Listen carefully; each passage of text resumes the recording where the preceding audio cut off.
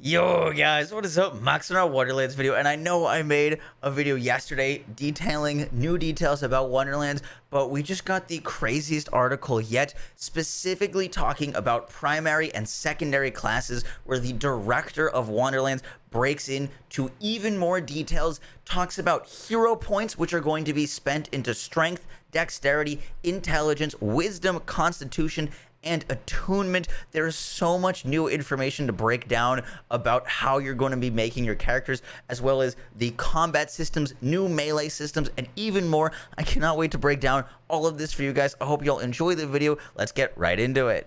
All right, so I'm going to be breaking down all of the information here, but if you guys want to check out the article for yourself, I will leave it in the description. Now, I talked about how the 6-class multi-class system would work, and I speculated that you'd be able to spec into all the trees and there wouldn't be any like defined classes. You could kind of play how you wanted. Now, this is actually not true, and Matt Cox told us exactly how this is going to work. So you actually create your own character, you pick your own race, your personality, your voice, your appearance, everything about your character, but you're going to pick a primary class when the game starts that you're going to be speccing into their tree.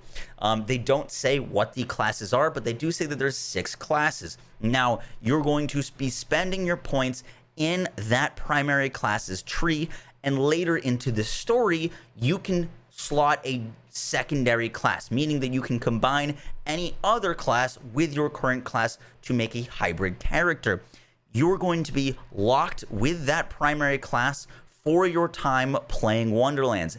After you beat the story, you can then respec to another secondary class. So if you pick the knight class, you are going to be stuck as a knight for the entire of your time playing that character, but you can respec to a knight mage or a knight archer or whatever.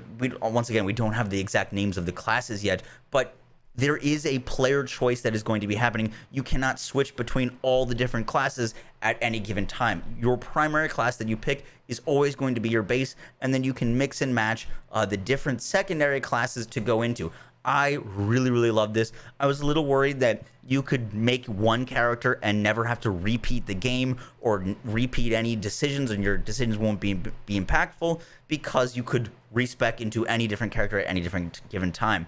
Now this means that you're going to want to make a mage character, you're going to want to make a hunter character, an archer character, whatever the classes are, so that you can have all of those available and mix and match those primary classes however you'd like, which I cannot wait for. I really like this decision. I'm curious to what you guys think, but I think this is an amazing way to go about it.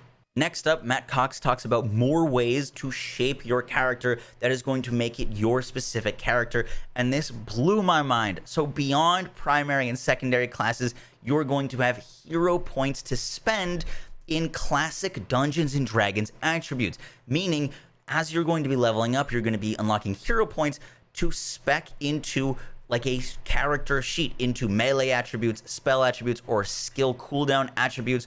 And Cox says the names of them. We're going to be able to spec into strength, dexterity, intelligence, wisdom, constitution, and attunement. And these hero points are separate from the skill points that you'll earn throughout the game. Skill points apply to more traditional skill trees where you can unlock new abilities and perks. Hero points build out your character so that you can more easily specialize as a specific class.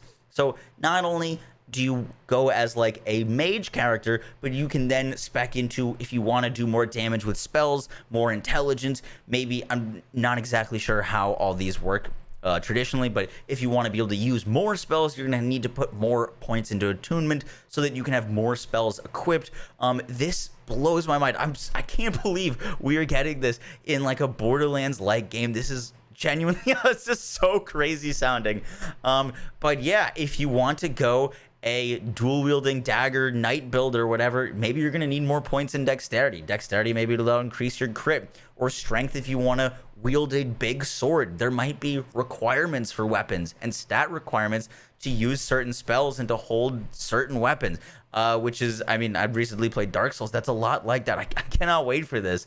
Next up, they talk about a unique attribute that lives outside of your hero stats, and that's luck. Now, luck is kind of an end game challenge, and the more like difficult challenges that you do, the more luck you are going to get, and the better loot you're going to get if you have better luck. So instead of like clearing something and getting a ton of legendaries, basically the harder the content and the more you repeat a dungeon, the more you do it, you're going to build up luck, and then you'll be able to, I guess, use that, or it's going to happen that you're going to get a lot more legendaries from the more challenges and the more difficult challenges that you do, which sounds like a way that they might be scaling loot, kind of how Mayhem 1 through 0, you get more loot as you increase the difficulty. Sounds like luck is going to be a stat that is going to allow you to get more powerful gears, maybe more gear dropping with enchants or annoyance or whatever they're going to call it, but that sounds really cool. Next up, they detail the overworld. Now, the overworld in the trailer was this like little top-down chibi kind of view of our characters. This is how you're going to get from location to location. So you, during the plot line in the story, you're going to be in first person in gameplay and cutscenes and playing, but when you're going from place to place, you'll be in a tabletop view that they're calling the overworld. Belmore, one of the people interviewed about the game, says one of the ways you can explore the greater world is through this pulled back third person view. We have a fairly linear main plot with tons of side missions. In addition, with some exploration, you can find these optional maps if you're into tabletop RPG nerd, like modules. They're connected to the main story, but they're also their own standalone plots. So you can take divergent paths in this overworld to go do side worlds and side quests. So there's whole worlds and areas that you could optionally explore. Not obviously for your first playthrough, I definitely recommend exploring them all, but super cool. That sounds amazing, and I love that they're fully embracing this like tabletop Dungeons and Dragons RPG style. Next, Matt Cox and Belmore talk about the improved melee-focused movement mechanics. Now, all of the movement from Borderlands 3 is returning. The slide, the ground pound, and the mantling mechanics, but there are new melee mechanics for melee combat. They say if you're just out of melee range, when you melee attack, you will glide into your enemy. And if it's like an auto glide, you can also sprint and slide like in Borderlands 3, and then if you melee at the end of your slide within the right distance enemy, you can continue gliding straight into the enemy and close the distance in a really fun way. It sounds like there's gonna be new melee mechanics to make melee very fluid as the rest of the game is, which sounds really, really cool. And they also said that it's going to play like a Borderlands 3 game or a Borderlands game, but with more emphasis on fantasy weapons and fantasy things. There are new like weapon mechanics, new barrels, new magic barrels, new crossbows. It all sounds incredible. I cannot freaking wait for this game. It comes out March 25th. I'm so excited. I'm so happy that we got these details because I was speculating a lot, but now we know for a fact that you're going to be able to pick a primary class, and then you're going to later spec a secondary class, and you will have to do like multiple playthroughs if you want to do, for example, if you pick a knight and you want to go a mage, you won't be able to do a mage archer build because you'll have to go pick mage as like a primary class. I'm so excited for this game. Really, once again, cannot wait. I will catch y'all in the next one. I hope you guys learned something new from this video. I bet you did. If you did, drop a like. It helps me out so much, and I'll catch y'all in the next one, guys. Take care. Peace.